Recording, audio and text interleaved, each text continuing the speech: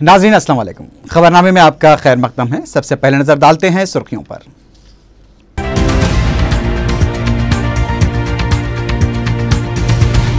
तहरीक अदम एतमाद से नाअहल हुकूमत को ऑक्सीजन मिल जाएगी। तहरीक से दूर रहने मजलिस का फैसला। बैरिस्टर ओवैसी की प्रेस कॉन्फ्रेंस। असेंबली में तहरीक अदम एतमाद पर गर्मा गर्म मुबाहस। टीआरएस अरकान और चीफ मिनिस्टर के दरमियान जबरदस्त नोकझोंक।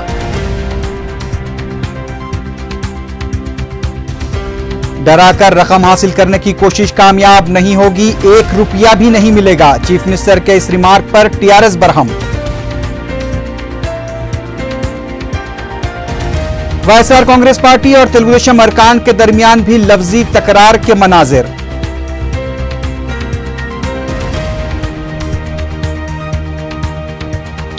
पेट्रोल की कीमत में 2 रुपए की कमी। पेट्रोलियम कंपनियों का फैसला, निस शब से अमलावरी।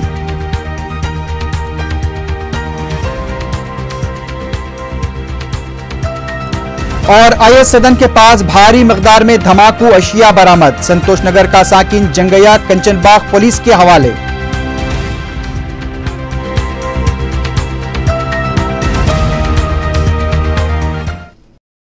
सुर्खियां पे देखिए, बढ़ते हैं खबरों की तफसील की जानिब।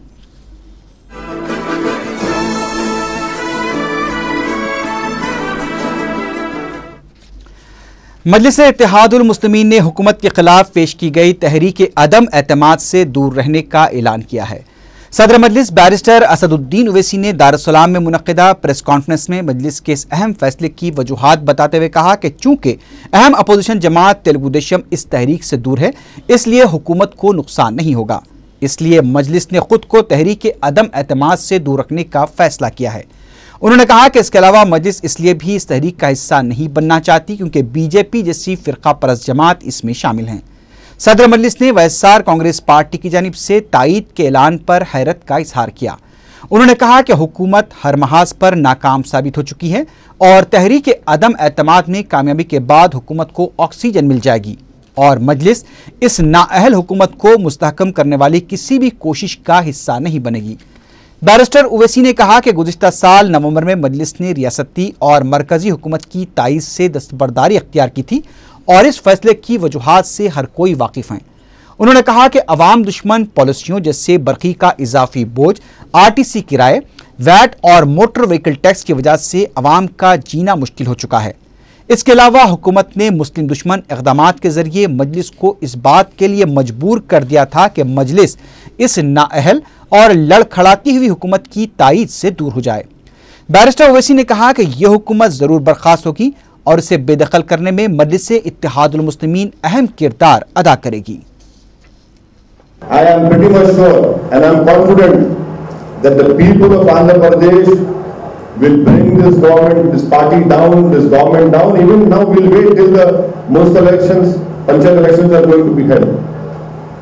And the third important point is that MIM party cannot stand with a communal party like BJP. We cannot stand with BJP. It is very unfortunate. And last time also you might say that when no confidence motion was brought by TDP, we didn't support it. Why? Because we wanted the government to complete its tenure. Now what is the time left? This is a lame duck government. This is a lame duck government. This government will go, it has to go.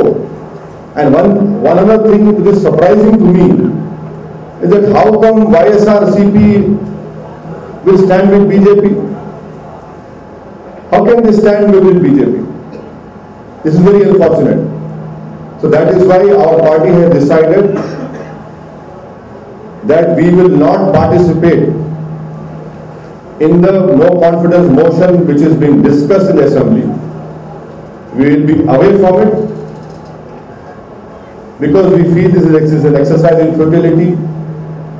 It gives a handle to the communal party like BJP and the Sangh Parivar to take their political agenda of making Narendra Modi the Prime Minister of India. We have a different stand on Telangana as vis-a-vis TRS. But definitely as far as the no confidence motion spirit is concerned, we are with the spirit of that motion. And I am assuring the people of Andhra Pradesh that we will bring down this government. We have been the victims of high-handed and arrogant attitude of this government. We will not rest till this government is brought down. But we also have to ensure that in next Lok Sabha elections, we must not give a handle to communal elements, communal parties like Sangh Parivar in ensuring that they get enough numbers to make Modi or NDA the government in New Delhi. Then as you know very well that in the month of November, we have taken a principal stand that we will not support this government. And at the same time, we also said that we will also not support UPA in New Delhi. That stand continues. Please have clarity on this, that this stand continues. There is no change in that. We are not supporting this government here, nor we are supporting the government in New Delhi. As I mentioned earlier, that in last 2 years, the government headed by Kiran Kumar Reddy has taken anti-people steps. It has taken such steps which were not helpful for the creation of a peaceful atmosphere in Andhra Pradesh.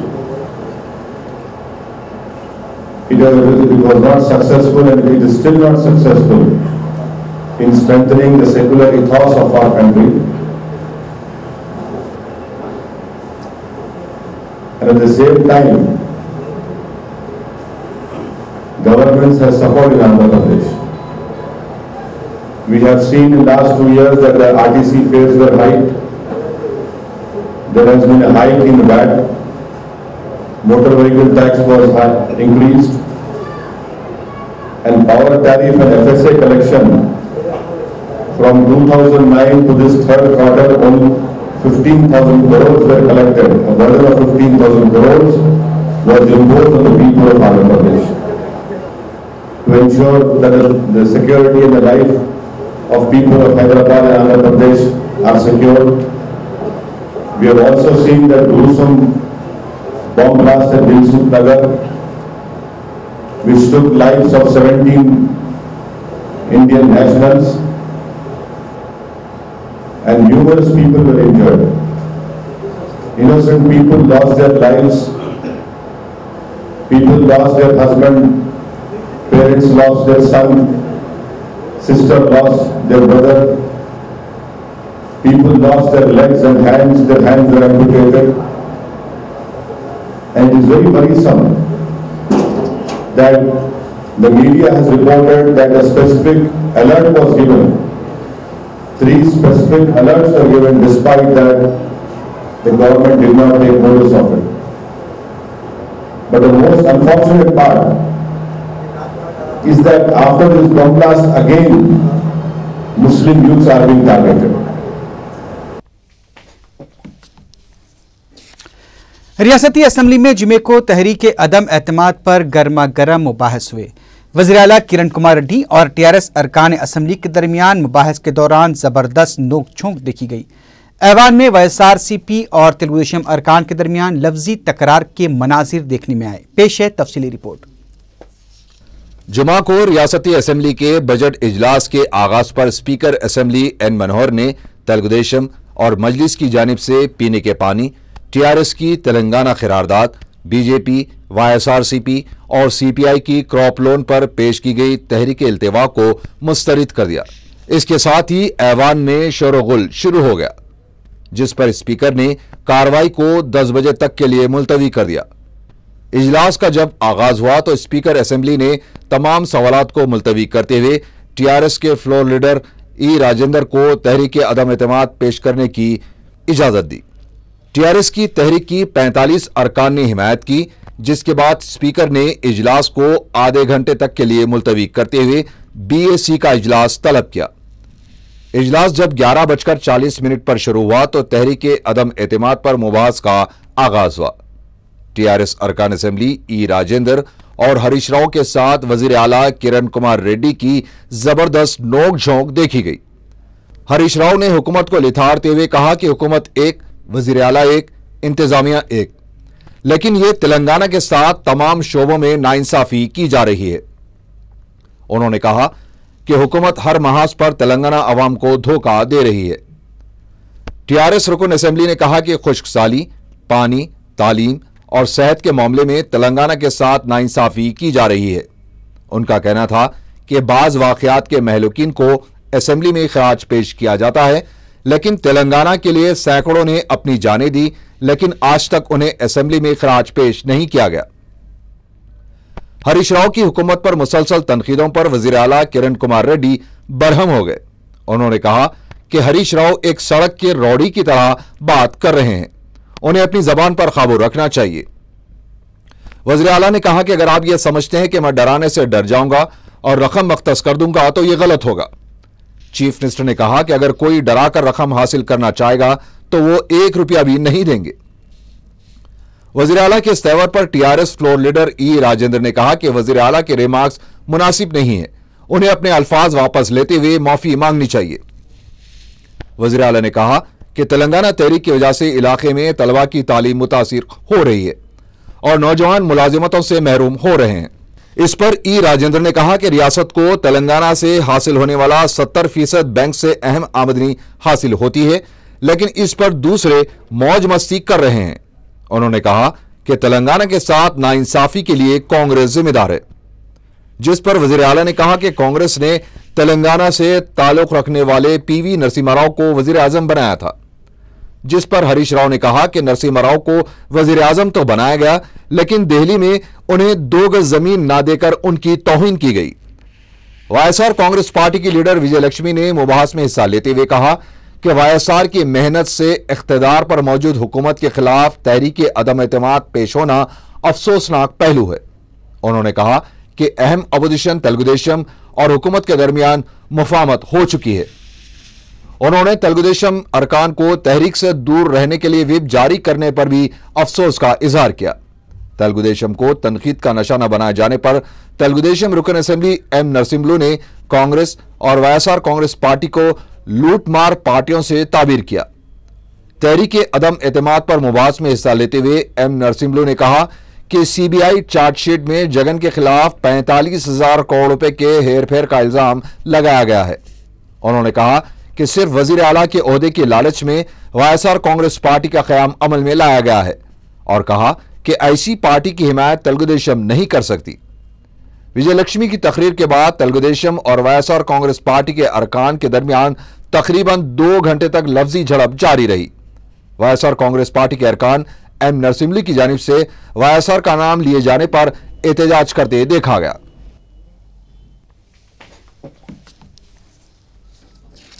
रियासती वजीर D Nagendra ने remark किया है कि कांग्रेस हुकूमत के खिलाफ TRS की पेश करदा तहरीक अदम एतमाद की तायीद YSR कांग्रेस पार्टी की जानिब से की जा रही है। इस दिन को ब्लैक डे तस्वुर किया जाना चाहिए क्योंकि इससे YSR की रूह को यकीनन तकलीफ पहुंच रही होगी। इस रिमार्क पर KTR ने कहा कि तेलंगाना के हक में पहली दस्तखत करने का दावा करने वाले नागेंद्र आज अपने ओहदे के लिए तेलंगाना की मुखालिफत कर रहे हैं। इस पर नागेंद्र ने सवाल किया कि क्या तेलंगाना KCR, KTR और हरीश राव के खानदान के अतराफ घूम रहा है। बैरूनी ममालिक से आकर तेलंगाना करने वाले तेलंगाना वालों का दर्द क्या समझेंगे। KTR सिर्फ अपने सियासी मफाद के लिए तेलंगाना का सहारा ले रहे हैं।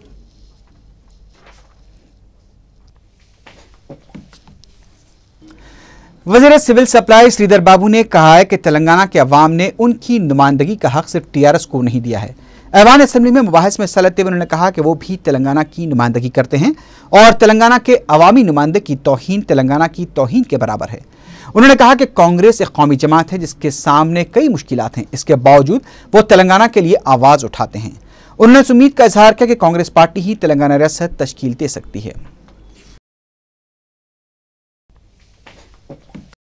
रियासती वजीर शैलजनाथ ने कहा है कि TRS और YSR कांग्रेस पार्टी का खुफिया माहिदा मंजर आम पर आ चुका है। मीडिया से बात करते हुए शरजनात ने कहा कि किस मकसद से ये तहरीक पेश की गई, इसकी वजाहत जरूरी है।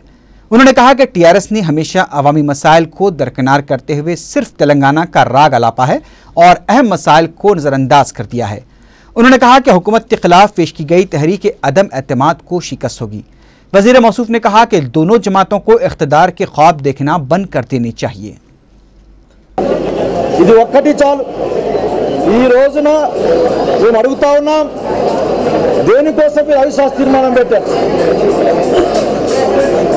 టీఆర్ఎస్ పార్టీగా కేవలం తెలంగాణ పేరు చెప్పుకుంటూ మీరు రాజకీయాలు చేయడమే కానీ ఏనాడైనా ప్రజల గురించి మాట్లాడారా? మీరు ప్రజల్లోకి వెళ్ళారా? సమస్యల గురించి మాట్లాడారా? ఈ రోజున కిరణ్ రెడ్డిని చూస్తే భయం వేస్తా ఉంది మీకు, కాంగ్రెస్ పార్టీ ప్రభుత్వాన్ని చూస్తే। वाईएसआरसीपी की रुकन असम्बली शोभा नागिरेड्डी ने कहा है कि अवाम को मुबाहस नहीं बल्कि हुकूमत का जवाब चाहिए। मीडिया से बात करते हुए उन्होंने कहा कि अवाम बरखी कटौती और बरखी शरहों में इजाफे पर हुकूमत से जवाब चाहते हैं। शोभा नागिरेड्डी ने बरखी बहरान की यकसोई के लिए हुकूमत की जानिब से किए जा रहे इक़दामात पर वज़ीर आला से वजाहत तलब की। उन्होंने तहरीक अदम एतमाद से तेलुगु देशम अरकान की दूरी को ड्रामेबाजी करार दिया।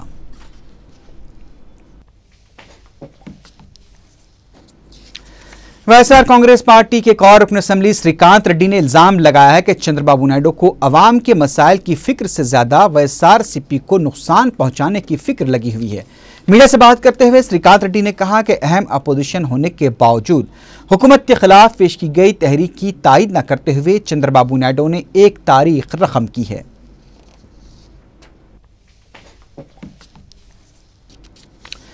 तेलुगु देशम रुकन असम्बली रेवंत रेड्डी ने सदर टीआरएस के चंद्रशेखर राव को तेलंगाना में न घूमने का मशवरा दिया है।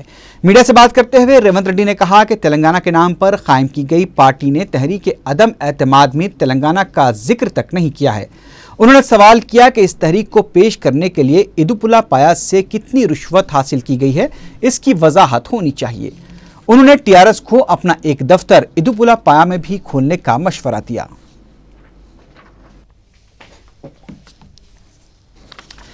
नायब वजीर आला का ओहदा हासिल करने के लिए चंद्रबाबू नायडू तहरीक अदम एतमाद की तायद से पीछे हट गए हैं।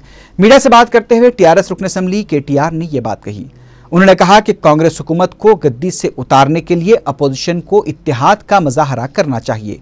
केटीआर ने पेश कयासी की कि तेलुगु देशम और कांग्रेस इत्तेहाद हुकूमत भी तश्कील दे सकते हैं। उन्होंने ये भी कहा कि काबीना में जलतोसी के चीफ मिनिस्टर के ऐलान से ऐसा महसूस होता है कि चंद्रबाबू नायडू को नायब वजीर आला का ओहदा दिया जाएगा। बीजेपी के रुकन असम्बली श्रीनिवास रेड्डी ने सदर तेलुगु देशम को गली में हुकूमत की मुखालिफत की बजाय असम्बली में मुखालिफत का मशवरा दिया है। मीडिया से बात करते हुए श्रीनिवास रेड्डी ने कहा कि अवाम पर मसाइल का बोझ डालने वाली हुकूमत को गद्दी से उतारने के लिए तेलुगु देशम को आगे आना चाहिए। उन्होंने कहा कि बीजेपी कांग्रेस के खिलाफ किसी भी तहरीक की तायद करेगी।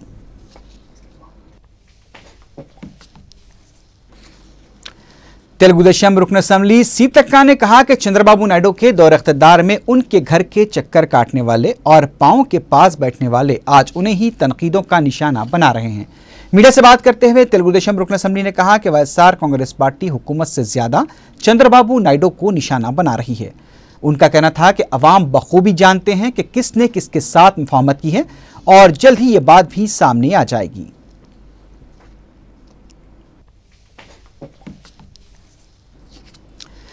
पेट्रोल की कीमत में ₹2 कमी का फैसला किया गया है। बैनुल-अक़वामी मार्केट में फी बैरल $3 की कमी को देखते हुए पेट्रोलियम कंपनियों ने जुमे को हुए इजलास में यह फैसला किया।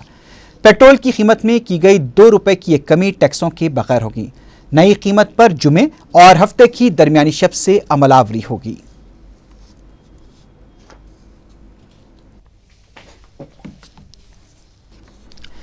हुकूमत आंध्र प्रदेश ने जुमे को इसुजू मोटर्स के साथ एक याददाश्त मुफाहमत पर दस्तखत किए। वज़ीर आला किरण कुमार रेड्डी की मौजूदगी में इसुजू मोटर्स इंडिया और जापान के ओहदेदारों ने इस माहदे पर दस्तखत किए। इस मौके पर अपने खिताब में इसुजू के ओहदेदार बको बयाशी ने कहा कि आज का दिन रियासत आंध्र प्रदेश के लिए एक यादगार दिन रहेगा। रियासती वज़ीर सनत गीता रेड्डी ने इस माहदे का खैर मकदम करते हुए कहा कि आंध्र प्रदेश एक बेहतरीन तिजारत दोस्त मुकाम बन चुका है और हुकूमत की बेहतरीन पॉलिसियों की वजह से सरमायाकारों को यहाँ पर काफ़ी सहूलतें दस्तियाब हैं। जापान के सफ़ीर तकुशी याकी के अलावा मित्सुबिशी मोटर्स के डायरेक्टर नागासाकी भी इस मौके पर मौजूद थे।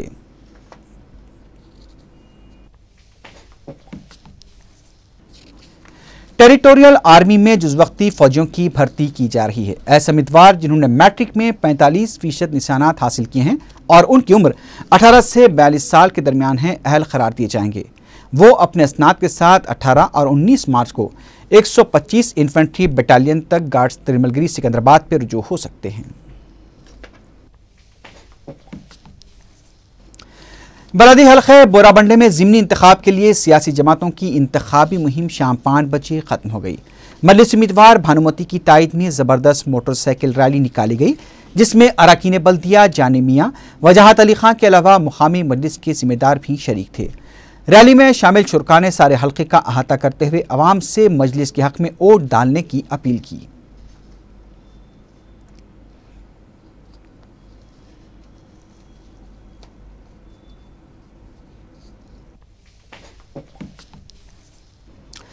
नौमुंतखबा रुकन कौंसल मोहम्मद सलीम ने रुकनियत का सर्टिफिकेट हासिल करने के बाद कहा कि वह कौंसल में अक़लियतों के मसाइल उठाते हुए पार्टी क़यादत की हिदायत के मुताबिक काम करेंगे। मीडिया से बात करते हुए उन्होंने कहा कि वो घर में नहीं बैठेंगे बल्कि आने वाले आम इंतखाबात में पार्टी की कामयाबी के लिए भी काम करेंगे। मोहम्मद सलीम खुदा का शुक्र अदा करते हुए पार्टी क़यादत से भी इज़हार तशक्कुर किया।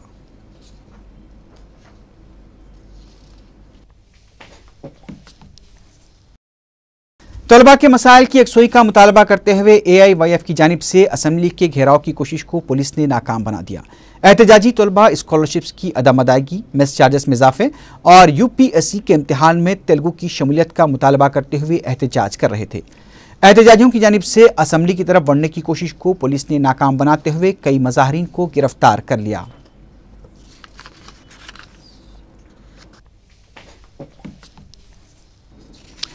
साउथ जोन टास्क फोर्स की टीम ने तलाशी मुहिम के दौरान एक शख्स को गिरफ्तार करके उसके पास से भारी मकदार में धमाकू अशिया जब्त कर ली। पुलिस ने मीडिया को बताया कि IS सदन के पास तलाशी मुहिम के दौरान संतोष नगर का रहने वाला जंगिया अपने मकान से दूसरे मुकाम पर 440 जेलेटिन स्टिक्स, 300 इलेक्ट्रॉनिक डेटोनेटर्स और 100 किलो अमोनियम नाइट्रेट मुंतकिल कर रहा था कि उससे पुलिस ने पकड़ लिया। पुलिस ने बताया कि जंगिया चट्टाने फोड़ने के गुत्ते लिया करता है और उसने मस्कुरा धमाको अशिया नलगुंडे से गैर कानूनी तौर से हासिल की थी।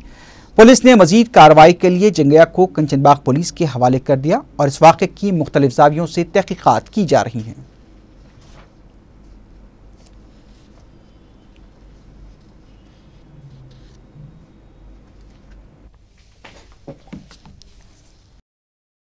लाल बाजार के इलाके जुलूखाने से मुत्तसिला 4 दुकानों में सरखा करने की कोशिश की गई। दुकान के मालिकीन ने मीडिया को बताया कि सारिकों ने जुमेरात की शब शटर तोड़कर दुकानों में दाखिल होने की कोशिश की थी, लेकिन उनके हौसले उस वक्त पस्त हो गए जब वो कुफलों को तोड़ ना सके।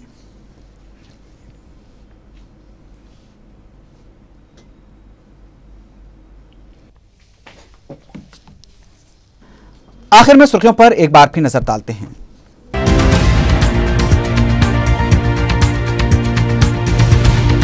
तहरीक अदम एतमाद से नाअहल हुकूमत को ऑक्सीजन मिल जाएगी। तहरीक से दूर रहने मजलिस का फैसला, बैरिस्टर ओवैसी की प्रेस कॉन्फ्रेंस।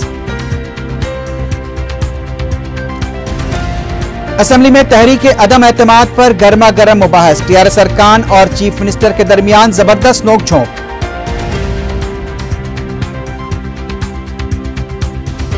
डराकर रकम हासिल करने की कोशिश कामयाब नहीं होगी, 1 रुपया भी नहीं मिलेगा। चीफ मिनिस्टर के इस रिमार्क पर TRS बरहम। वैसा कांग्रेस पार्टी और तेलुगुदेशम अरकान के दरमियान भी लफ्जी तकरार के मनाजिर।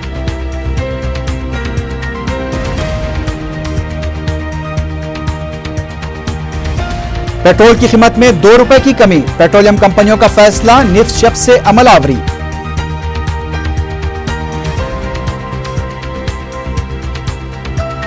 और IS सदन के पास भारी मकदार में धमाकू अशिया बरामद, संतोष नगर का साकिन जंगैया कंचनबाग पुलिस के हवाले।